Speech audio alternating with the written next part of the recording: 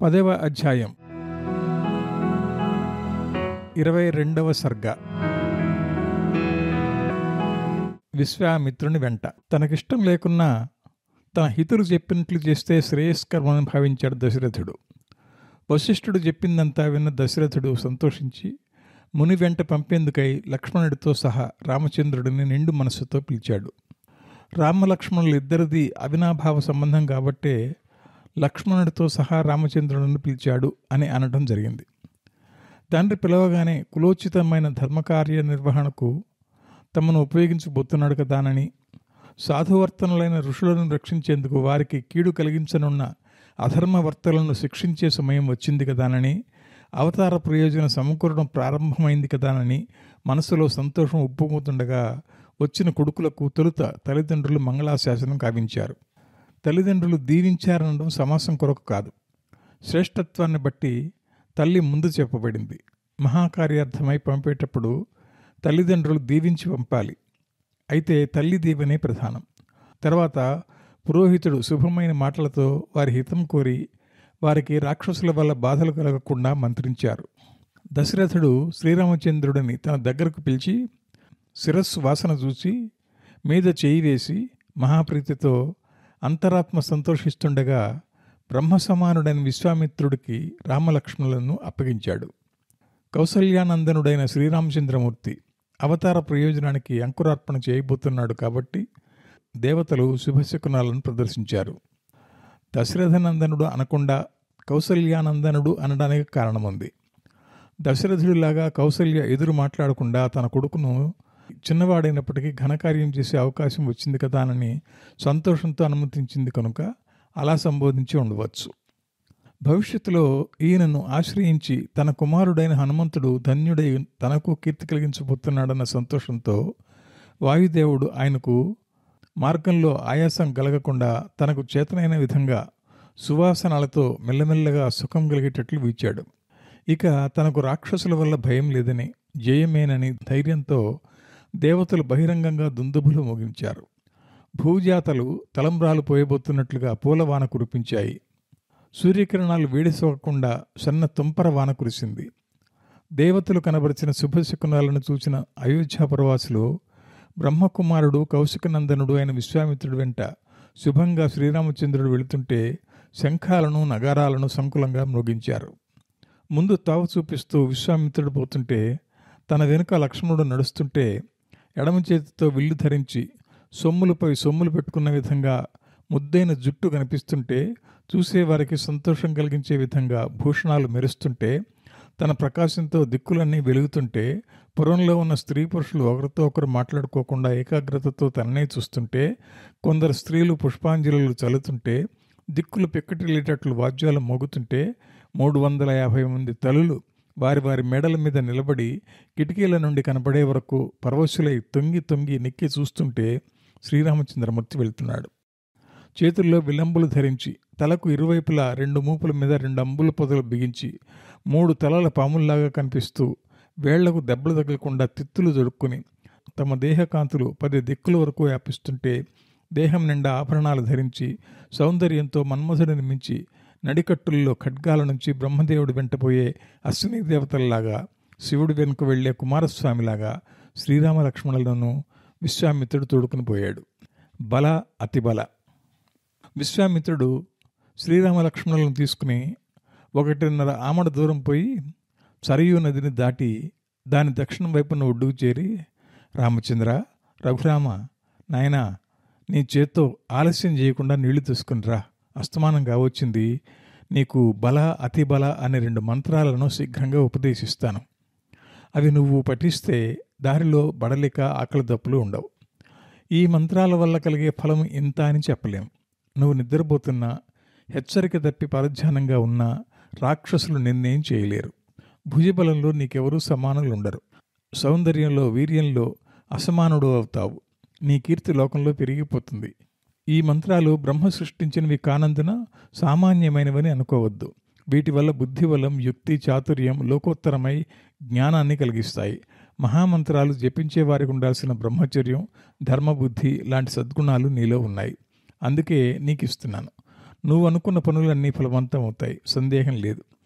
వీటిని నేను నీకు ఇస్తున్నానంటే పాత్రుడికి దానం చేసేవాడికి ఎలాంటి ఉత్తమ గతులు కలుగుతాయో అలాంటివే నాకు నీ వలన కలుగుతాయి అని రాముడితో తీయటి మాటలతో అంటాడు.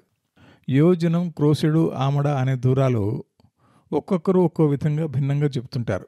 1.5 ఆమడంటే 6 క్రోశుల దూరం అంటే వారు చేసింది గోప్రతార తీర్థం రేవు అని అనుకోవాలి. సరయూ నదీ తీరంలోనే అయోధ్య ఉంది. విశ్వామిత్రుడు పోయిన రేవు దూరంలో ఉందని అనుకోవాలి. కానీ 1.5 ఆమడను దగ్గరలోనే ఉందని భావించకూడదు. ఆలస్యం చేయకుండా నీళ్లు తీసుకుని రమ్మడం అంటే చీకటి పడే సమయం అయిందని, రాత్రి వేళల్లో మంత్రాలు ఉపదేశించకూడదని అనుకోవాలి. వాళ్ళు అభిజిత్ లగ్నంలో బయలుదేరారు కాబట్టి, బాలురు కాబట్టి 15 మైళ్ళు నడిచేందుకు 5 గంటల సమయం పట్టుండవచ్చు. మరో విషయం ఇక్కడ తెలుసుకోవాలి. మంత్రోపదేశం పొందేవాడు శుచిగా ఆచమించి ఏకాగ్రచిత్తంతో గ్రహించాలి. మంత్రాలను పాత్రుడికే ఉపదేశించాలి. విశ్వామిత్రుడి మాటలు విన్న శ్రీరామచంద్రమూర్తి ఆచమించి శుచిగా ఆ 2 మంత్రాలను గ్రహించాడు. వెంటనే రాముడి తేజం శరత్కాల సూర్యుడిలాగా ప్రకాశించింది. ఆ తర్వాత గురువు చెప్పిన విధంగా మిగిలిన తతంగమంతా పూర్తి చేశాడు. ఆ రాత్రికి ముగ్గురు ఆ నదీ తీరంలోనే సుఖంగా గడిపారు. దశరథ మహారాజు కొడుకులైనందువల్ల వారు ఆగర్భ శ్రీమంతులు, సుకుమారులు, కష్టమంటే తెలియని వారు. అయినప్పటికీ వారికి వీలు పడని పచ్చిగడ్డిపైన పండుకొని విశ్వామిత్రుడు బుజ్జగింపు మాటలు వింటూ హాయిగా నిద్రపోయారు రామలక్ష్మణులు. 23వ సర్గ. కౌసల్య సుప్రజారామ సరసిజనైన. అరుణోదయ వేళలో దిక్కులన్నీ తెల్లబడుతుంటే ఇక తెల్లవారనుంది గనుక విశ్వామిత్రుడు లేత పచ్చిక ఆకులపై పరుండిన సూర్యవంశ రాజకుమారులు రామలక్ష్మణుల వద్దకు చేరి ప్రేమతో, కౌసల్య సుప్రజ, రామ, సరసిజనైన, లెమ్ము, కౌసల్యానందన, రామ, కమలలోచన, తొలి సంధ్య వస్తోంది, దేవత కార్యం సంధ్యావందనం చేయాలి, లెమ్ము అంటాడు. విశ్వామిత్రుడు అలా ప్రీతితో అనగానే శ్రీరామ లక్ష్మణులు విని లేచి ఆచమానం చేసి సరయూ నదిలో స్నానం చేసి తిరిగి ఆచమానం చేసి గాయత్రి జపించి అర్ఘ్యం మొదలైన కార్యాలను నెరవేర్చి నిర్మలమైన మనస్సుతో ఆయన వద్దకు పోయి నమస్కరించారు. సంతోషంగా ప్రయాణానికి ఉత్సాహపడుతున్న రామలక్ష్మణులను తన వెంట తీసుకొని విశ్వామిత్రుడు వెళ్తుంటే దారిలో రాజకుమారులకు గంగా సరయూ సంగమం కనిపించగానే ఆ ప్రదేశాన్ని చూసి ఆశ్చర్యపోయారు. ఆ స్థలంలో మహా తేజవంతులైన మహర్షులు వేలాది సంవత్సరాలు ఎటువంటి ఇబ్బందులు లేకుండా నిష్ఠతో తపస్సు చేశారు. మంచి నడవడిక గల రామలక్ష్మణులు ఆ ప్రదేశాన్ని చూచి సంతోషంతో దాని గురించి తెలుసుకోదలిచి విశ్వామిత్రుడితో ఆ పుణ్య ప్రదేశం ఎవరిదని, అక్కడున్న ఆశ్రమం ఎవరిదని, అక్కడ ఎవరుంటారని అడుగుతారు. కౌసల్య సుప్రజ అంటే ఎటువంటి మంచి బిడ్డను కనడం వల్ల కౌసల్య గొప్పదైందోనని అర్థం. ఇలానే చెప్పుకోవాలి కానీ కౌసల్య యొక్క మంచి కుమారుడు శ్రీరాముడు అనే అర్థం వచ్చేటట్లు చెప్పుకోకూడదు. రామచంద్రమూర్తిని కనినందువల్ల కౌసల్య ప్రసిద్ధికి ఎక్కి ధన్యురాలైంది. కానీ కౌసల్యకు పుట్టినందువల్ల రాముడు ధన్యుడు కాలేదు. వాల్మీకి ఈ అర్థం వచ్చేటట్లే 2-3 సందర్భాల్లో చెప్తాడు ఈ విషయాన్ని. తండ్రి పేరు చెప్పకుండా తల్లి పేరు ఎందుకు చెప్పాడు అంటే, శ్రీరామచంద్రమూర్తి నిద్రిస్తున్నప్పుడు భక్తులకు శ్రీమంతుడుగాను శత్రువులకు సంహరించేవాడుగాను కనిపిస్తాడు. కాబట్టి సుఖంగా నిద్రిస్తున్న శ్రీరాముడిని లేపపోయిన విశ్వామిత్రుడు ఆయన నిద్రాకాలిక సౌభాగ్య సంపత్తిని చూసి తాను వచ్చిన పని మర్చిపోయి నివ్వెర పొంది, ఆహా, ఇలాంటి శ్రీమంతుడికి తల్లి కావడానికి కౌసల్యాదేవి ఎంత తపస్సు చేసిందో కదా అనే విస్మయంతో కౌసల్య సుప్రజ అని సంబోధించాడు. మరో విషయం, వశిష్ఠుడు చెప్పిన తర్వాతే రాముడిని పంపేందుకు ఒప్పుకున్నాడు. కౌసల్యమ్మో ఎంత పుత్రవాత్సల్యం ఉన్నా సాధారణంగా ఆలస్యం చేయకుండా అంగీకరించింది. ఆమె ఏం చిక్కులు పెడుతుందోనని సందేహించిన విశ్వామిత్రుడికి కౌసల్య గుణమహిమ చూసి అబ్బురపడ్డాడు. అది జ్ఞప్తికొచ్చి ఆమె పేరు స్మరించాడు. ఇప్పుడు దాశరథి అని కానీ, కౌసలేయ అని కానీ, రాఘవ అని కానీ పిలవలేదు. రామ అనడానికి కారణం అతడి సౌందర్యానికి అచ్చురువందటమే. రాముడికి వంగదేశ వృత్తాంతాన్ని చెప్పిన విశ్వామిత్రుడు సర్వజ్ఞుడైన రాముడే ఏమీ తెలియని వాడిలా తనను అడుగుతున్నాడని కానీ, ఏ దేశమైతే మనకేంటని కానీ, మన దారిలో మనం పోదామని కానీ అనుకోకుండా, బాలురు ఉత్సాహంతో సంగతులు తెలుసుకోవాలని అనుకుంటున్నారు కదా అని సంతోషంతో చిరునవ్వుతో వారి ప్రశ్నకు సమాధానం చెప్పడం మొదలుపెట్టాడు విశ్వామిత్రుడు. గొప్పదైన భావరహితమైన ఆ ఆశ్రమ వృత్తాంతాన్ని వారికి తెలియజేయసాగాడు ఇలా. పూర్వకాలంలో మన్మథుడి స్వరూపంతో కనిపించే రోజుల్లో శివుడు ఇక్కడ తపస్సు చేస్తుంటే పార్వతి ఆయనకు సపర్యలు చేస్తూ ఉండేది. శివుడి తపస్సును దుర్బుద్ధితో మన్మథుడు విఘ్నం చేస్తుంటే కామాన్ని జ్ఞానాగ్నితో దగ్ధం చేయాలి కాబట్టి తన నొసటి మంటలతో మన్మథుడిని బూడిద చేశాడు శివుడు. అప్పటి నుంచి దేహం లేని మన్మథుడికి అనంగుడు అన్న పేరు వచ్చింది. మన్మథుడు ఇక్కడ అంగాన్ని వదిలినందువల్ల ఈ దేశం అంగదేశం అని ప్రఖ్యాతిగాంచింది. అదే ఈ ఆశ్రమం. ఇక్కడ కొందరు తపస్సులు రుద్ర శిష్యులు తరతరాలుగా వంశపారంపర్యంగా ఉంటున్నారు. వారందరూ పుణ్యకార్యాలే చేస్తుంటారు కాబట్టి వారికి పాపాలు అంటవు. మనం ఈరోజు ఇక్కడే ఉండి రేపు సరయూ నది జలాల్లో స్నానం చేసి శుద్ధులమై పవిత్రమైన మంత్రాలను జపించి అగ్నిహోత్ర కార్యాలను తీర్చుకొని బ్రాహ్మణులను దర్శించేందుకు పోదాం. విశ్వామిత్రుడు ఇలా చెప్తుండగానే తపస్సంపద వల్ల దూరదృష్టితో చూసిన దేవర్షులు వీరొచ్చిన విషయాన్ని తెలుసుకుని బయలుదేరి అక్కడికే వచ్చారు. వారొచ్చి వీరిని కలిసి విశ్వామిత్రుడికి అర్ఘ్యం పాద్యం రాజకుమారులకు ఆతిథ్యం ఇచ్చి ఆదరించారు. కథలలో కాలయాపనం చేసిన ఆ ముగ్గురు సంధ్యవార్చి నిష్ఠతో గాయత్ర్యాది మంత్రాలను జపించారు. ఆ తర్వాత విశ్వామిత్రుడు కథలు చెప్తూ హేయ గుణాలు లేకుండా మనోహరమైన కళ్యాణ గుణాలే కలిగి ఉన్న రామలక్ష్మణులను నిద్రపుచ్చాడు. 24వ సర్గ. సరయూ వృత్తాంతాన్ని రాముడికి చెప్పిన విశ్వామిత్రుడు. శ్రీరామచంద్ర చరణారవింద పరాగం ద్వారా కామాశ్రమాన్ని పవిత్రం చేయించి ఇక తాటకాశ్రమాన్ని పవిత్రం చేయించాలన్న తలంపుతో రామలక్ష్మణులను తీసుకుపోతున్నాడు విశ్వామిత్రుడు. ఉదయమే రామలక్ష్మణులు ప్రాతసంధ్యావందనాది కార్యక్రమాలను తీర్చుకొని పయనమై ముందు విశ్వామిత్రుడు నడుస్తుంటే ఆయన వెంబడి వీరు నడుస్తూ పోయి గంగా తీరాన్ని చేరారు. అక్కడున్న మునులు వీరు రాబోతున్న సంగతి ముందే తెలుసుకుని నావను సిద్ధంగా ఉంచి విశ్వామిత్రుడికి ఎదురుగా వచ్చి నావ అమర్చామని రాజకుమారులతో సహా గంగానదిని ఆలస్యం కాకుండా దాటమని ప్రార్థిస్తారు. అంగీకరించిన ఆయన నావనెక్కి నదిని దాటుతుండగా అలలు ఒకదానితో మరొకటి కొట్టుకుంటున్నప్పుడు ప్రబలిన ధ్వనిని విన రామచంద్రమూర్తి, మునీంద్ర, నది నీటిలో గొప్ప ధ్వని వస్తుంది. ఇది అలల రాపిడి వల్ల వస్తున్న ధ్వనినా లేక మరెందుకైనా వస్తుందా? సందేహం తీర్పమని విశ్వామిత్రుడిని అడుగుతాడు. శ్రీరామచంద్రమూర్తి అడిగిన ప్రశ్నకు సంతోషించిన విశ్వామిత్రుడు ప్రేమతో సరయూ నది చరిత్రను దాని పుట్టు పూర్వోత్తరాలను ఆరంభం నుంచి చెప్పాడు. బ్రహ్మదేవుడు తన సంకల్పంతో కైలాసంలో ఒక చెరువును సృష్టించాడు. తన మానసంతో సృష్టించాడు కనుక దానికి మానస సరస్సు అని, దాని నుండి వెడలి వచ్చిన ఈ నదికి సరయూ అని పేర్లు వచ్చాయి. సరయూ నది అయోధ్య నగరాన్ని తాకుతూ ప్రవహించి ఈ ప్రదేశంలో గంగా నదిలో కలుస్తుంది. సరయూ నది నీళ్లు ఎత్తు నుండి గంగలో పడటం వల్ల రెండు నదుల నీళ్లు రాసుకుని ఈ శబ్దం వస్తున్నది. దీన్ని అందుకే గంగా సరయూ సంగమం అంటారు. సరయూ నది అయోధ్యకు పడమటి భాగంలో ఆరంభమై ఉత్తరంగా పారి తూర్పు వైపుకొచ్చి అంగదేశంలో నుండి ప్రవహించి గంగలో కలుస్తుంది.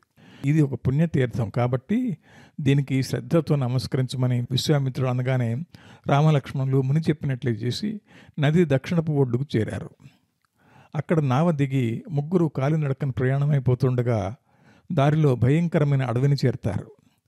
మనుష్య సంచారం లేని కారడవిని చూచిన రామలక్ష్మణులు భయంకరంగా కనిపిస్తుండే ఆ కారడవిలో ఉండేది ఎవరని ప్రశ్నిస్తారు.